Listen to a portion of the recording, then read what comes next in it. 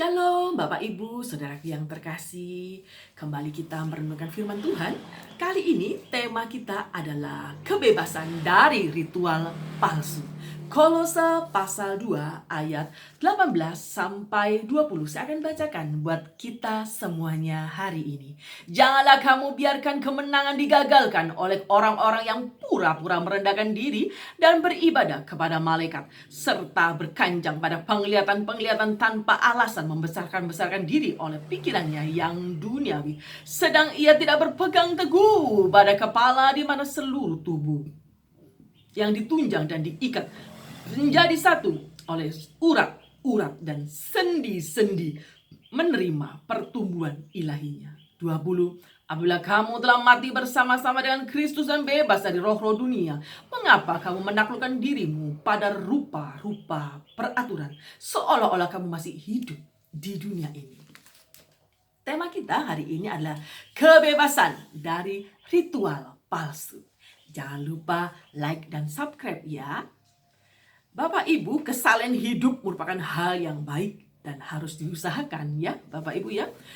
Ada beberapa gereja, sebagian gereja memiliki kecenderungan mementingkan aktivitas religi tertentu tanpa mempertimbangkan konsep teologi yang benar.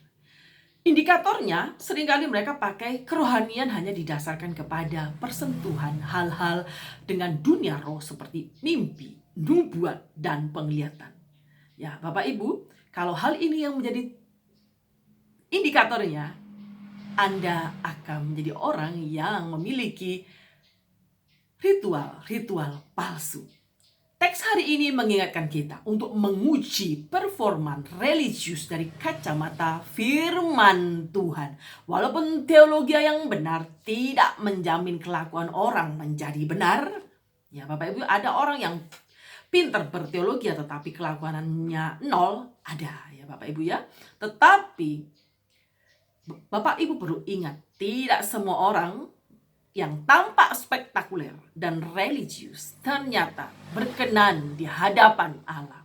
Sebagaimana barang palsu merajalela di mana-mana, demikian pula spiritual palsu juga merembes di dalam gereja-gereja. Maka, walaupun teologi yang benar tidak menjamin spiritualitas yang benar, tetapi tidak ada spiritual yang sehat tanpa teologi yang tepat. Kita perlu belajar firman Tuhan supaya tidak terombang-ambing oleh ajaran sesat ya Bapak Ibu ya. Kita ingat banyak ritual-ritual rohani yang kelihatannya spektakuler, tetapi sebenarnya mereka hanya beribadah secara duniawi saja, tidak berpusat kepada Kristus. Bapak Ibu, kita akan membahasnya. Janganlah kamu membiarkan kemenanganmu digagalkan. Di sini Bapak Ibu, kata dasarnya brabeito ya, muncul berkali-kali di pasal 3 ayat 15. Itu mengandung arti memerintah. Konteks Kolose 2 lebih mengarah pada memerintah atau menghukum. Bapak Ibu, dalam nasihat yang sejajar, Paulus berkata, jangan ada orang yang menawan kamu. Jangan ada orang yang menawan kamu. Kolose 2 pasal 2 ayat 8. Janganlah kamu biarkan orang menghukum kamu berdasarkan data ini. Nasihat Kolose 2 ayat 18 sebaiknya diterjemahkan, janganlah kamu biarkan orang menghukum atau menghakimi kalian. Ini lebih tepat ya Bapak Ibu ya. Karena ajaran sesat yang dimaksud, yang diperdebatkan oleh para teolog, tafsiran yang paling masuk akal, ya sejenis askestisisme, yaitu campuran Yudaisme dan agama misteri Romawi kuno yang digerakkan oleh ketakutan terhadap kekuatan alam yang besar, yang ilahi, dicampur dengan unsur-unsur Yudaisme yang tidak boleh makan ini, makan itu, ini haram, ini tidak, ini tentang hari Sabat, tentang bulan baru dan sebagainya. Ada aliran sesat yang seperti ini, mereka menyembah malaikat Dia takut kalau malaikat tidak disembah, malaikatnya akan menjadi marah. Ya Bapak Ibu ya. Ada banyak ajaran sesat di setiap jemaat yang Paulus tulis. Dengan ini maka saya akan menasihati Bapak, Ibu, dan saudaraku sekalian, jangan pernah dibimbangkan oleh pengajaran-pengajaran palsu. Maka kita akan belajar firman Tuhan secara mendalam. Ya Bapak Ibu ya. Ajaran sesat dimaksud di situ. Mereka mulai memperdebatkan sesuatu yang spektakuler, sesuatu yang gaib, sesuatu yang wow, yang keren. Sebagian banyak, beberapa gereja sih, nggak semuanya. Ada beberapa gereja lebih senang segala sesuatu yang spektakuler, yang rohani, yang berbau penglihatan, berbau kuasa roh, sehingga menganggap mereka lebih saleh daripada orang lain. Saya di sini tidak anti dengan dunia roh ya Bapak Ibu ya. Semuanya perlu pengajaran yang sehat dan seimbang. Karena karunia roh diberikan kepada jemaat sesuai dengan kebutuhan ya Bapak Ibu ya. Jadi kita tidak bisa berkanjang hanya dengan penglihatan saja tanpa pengetahuan firman Tuhan yang benar ya Bapak Ibu ya. Ingat, alasan untuk membiarkan diri dihukum atau dihakimi dalam ayat 20 sampai 23 Bapak Ibu. Di sana ada model spiritualitas yang diusung oleh ajaran sesat. Di sini terlihat sangat populer dan pengikutnya suka memamerkan segala bentuk karunia-karunia yang spektakuler sehingga menganggap jemaat yang ada di Kolose itu kurang memadai imannya. Nah, ini sangat berbahaya ya Bapak Ibu Saudaraku. Maka Paulus menuliskan 3 hal alasan agar jemaat di Kolose tidak perlu bimbang dalam menjalani hidup percaya kepada Tuhan.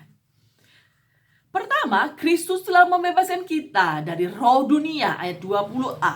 Ungkapan roh-roh dunia ini merujuk pada benda-benda alam semesta yang dianggap mempunyai kekuatan gaib.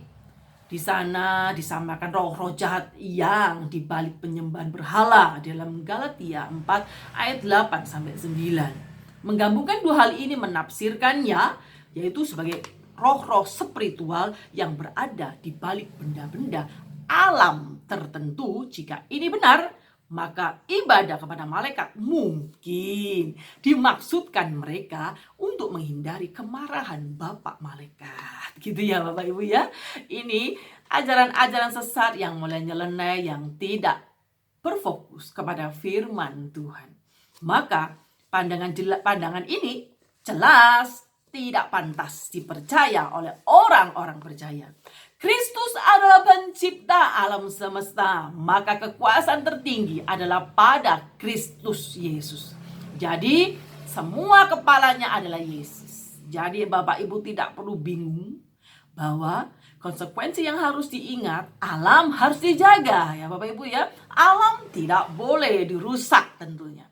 Alam harus dilestarikan, tetapi alam tidak patut dijadikan Tuhan, disembah seperti dewa. Tidak perlu bagi kita yang percaya kepada Kristus, umat-umat Kristiani yang ada sekarang ini. Ingat bahwa penguasa langit dan bumi hanya Yesus Kristus. Yang kedua, semua ajaran buatan manusia itu bersifat sementara. Di bagian ini Paulus lebih menyoroti unsur Yahudi di ajaran sesat di Kolose. Ada aturan tentang makanan haram dan halal, berbagai larangan lainnya. Semua itu hanya mengenai barang-barang yang dapat binasa, tidak bernilai kekal ya Bapak Ibu ya. Di bagian sebelumnya Paulus menjelaskan semua ini hanyalah bayangan dari apa yang harus datang. Kan Kristus sudah datang, maka dia penggenapan dari semua hukum Taurat. Jadi Bapak Ibu tidak usah kembali lagi ke yang lama, tapi kita fokus kepada karya penebusan Kristus. Poin yang disampaikan ini, Kristus adalah penggenapan dari segala kebaikan. Semua aturan mengenai Kristus sudah digenapi. Esensi Sabat adalah beristirahat menikmati Allah, ya Bapak Ibu ya. Dan karyanya Sabat sejati disediakan oleh Kristus bagi mereka yang letih lesu dan berbeban berat, seperti Matius 11 ayat 28 yang saya ajarkan kemarin. Kelegahan sama dengan Sabat. Sabat yang ultimate nanti adalah surga yang kekal, di mana kita harus istirahat dari segala jerih lelah kita, menikmati persekutuan yang indah dengan Allah Tritunggal. Bapak Ibu, alasan yang ketiga yang Paulus ajarkan adalah ajaran mereka hanya memuaskan hawa nafsu mereka. Banyak agama, banyak keyakinan yang terjebak dalam legalisme. Mereka menyukai deretan aturan, larangan maupun perintah. Tujuannya awalnya memang baik, tetapi apakah dengan kebaikan manusia dapat menyenangkan hati Allah? Dapat memenuhi standar kekudusan Allah? Tentu tidak. Orang-orang yang terjebak dalam legalisme cenderung menjadi sombong pada saat mereka berhasil memenuhi segala pencapaian kerohanian mereka. Hal ini sama seperti gaya hidup asketisisme mistis yang dipraktekkan oleh orang-orang di Kolose. Bapak Ibu harus ingat bahwa segala rutinitas kegiatan-kegiatan rohani kita yang kita lakukan, kalau Anda berpikir bahwa dengan melakukan itu Anda bisa menambah kasih Allah kepada Anda keliru. Kasih Allah memang tidak berdasarkan kebaikan manusia, tidak berdasarkan pelayanan Anda. Kasih Allah memang diberikan kepada manusia bukan karena perbuatan baik kita, tapi karena kasih dan anugerahnya kita dibenarkan dan diselamatkan. Ini perlu dicamkan ya. Ingat, memenuhi segala hal yang dunia pada dirinya belum tentu duniawi. Ada banyak orang menganggap sudah sangat rohani, meninggalkan hal-hal yang duniawi. Mereka menganggap segala sesuatu itu duniawi. Tetapi ironisnya mereka terkadang hidupnya lebih hedonis ya. Ada banyak hamba Tuhan mengaku hidupnya penuh dengan roh, hidup dalam kesalehan, tetapi sabuknya aja ratusan juta, Bapak Ibu. Apalagi jasnya ya Bapak Ibu ya. Waduh, bisa satu setel bisa miliaran sekali dia tampil berkhotbah di depan jemaat. Kelihatannya rohani, hal-hal yang saleh ya Bapak Ibu ya, tetapi terjebak di dalam legalisme, hidup hedonis. Hidup diberkati Tuhan apa salah? Tidak. Hidup diberkati Tuhan tidak salah. Tetapi jangan lupa berbagi dengan sesama. Ingat, di balik usaha untuk menjauhi dunia justru menjadi duniawi. Ironis bukan? Ritual-ritual mistik, spiritis yang ditunjukkan justru memuaskan hasrat duniawi di dalamnya. Manusia ingin memperoleh jasa dari keselamatan yang diberikan Allah kepadanya. Dengan menambah pelayanan kita, menambah perbuatan baik kita. Ingat, tanpa persadaran total kepada Allah, semua aktivitas rohani yang kita lakukan hanyalah pemuas duniawi. Jadi tinggalkanlah segala ritual-ritual palsu yang membuat kita nyaman, seakan-akan lebih saleh hidupnya daripada orang lain. Jangan sampai kita kecewa, kedapatan kita tidak berkenan di hadapan Allah. Itulah yang terjadi pada apabila tubuh Kristus, jemaat Allah, gereja Tuhan tidak meletakkan pusat aktivitas kerohaniannya hanya berfokus kepada Tuhan Yesus Kristus, Sang Pemberi keselamatan. Karya keselamatannya di kayu salib itulah yang memberikan kita kehidupan yang kekal. Kristus dianggap kurang memadai.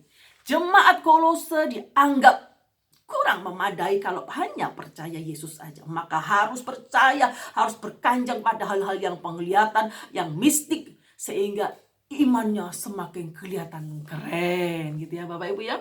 Banyak orang kekristenan sekarang ini suka mencari hal-hal yang spektakuler. Kurang suka mendengarkan khotbah pengajaran, tetapi suka mendengarkan khotbah-khotbah yang spektakuler. Hidup dipenuhi roh, dapat menyembuhkan orang lain, didoakan tumbang, hidup dalam penglihatan-penglihatan. Segala sesuatu karunia roh itu baik untuk mengajar jemaat Tuhan, untuk memperlengkapi gereja Tuhan. Tetapi jangan membuat pola-pola tertentu sehingga mengajarkan umat untuk mendapatkan itu. Bapak Ibu, ada banyak penyesat di gereja Tuhan. Kelihatannya rohani, tetapi lama-lama akan digiring kepada penyesatan demi penyesatan.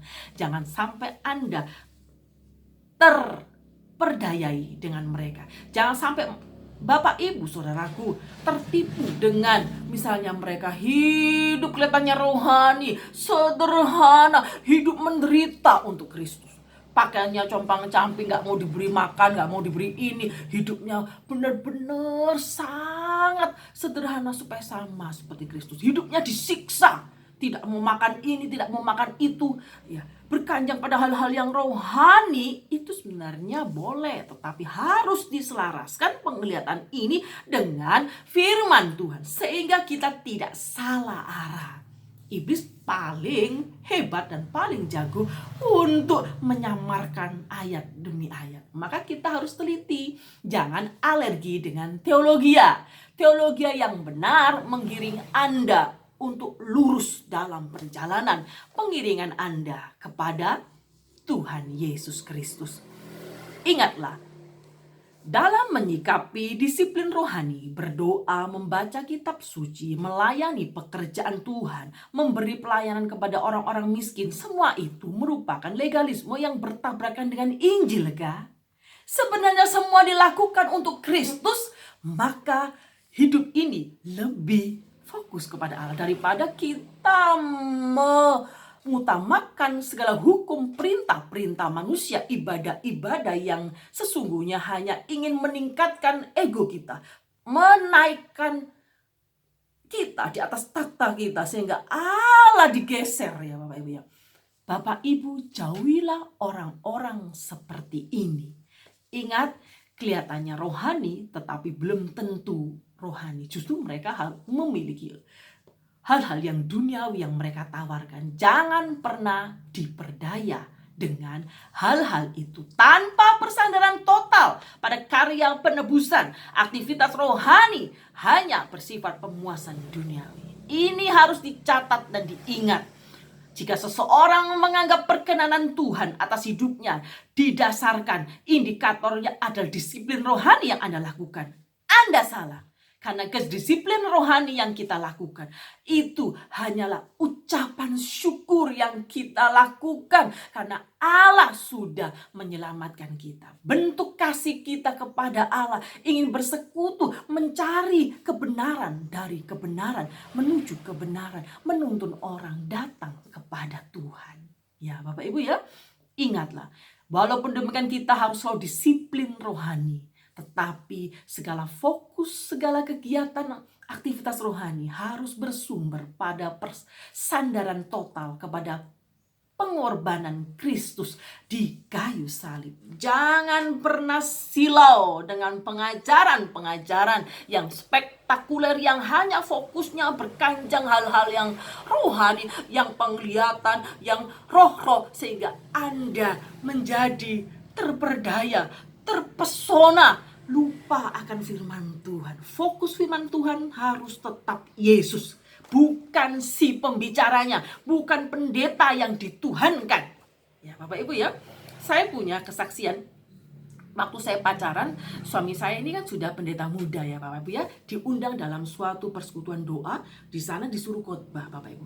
Nah, waktu dia khotbah intinya tentang selaras, hidup jasmani dan rohani harus selaras ya. Terus pembicaranya marah Bapak Ibu.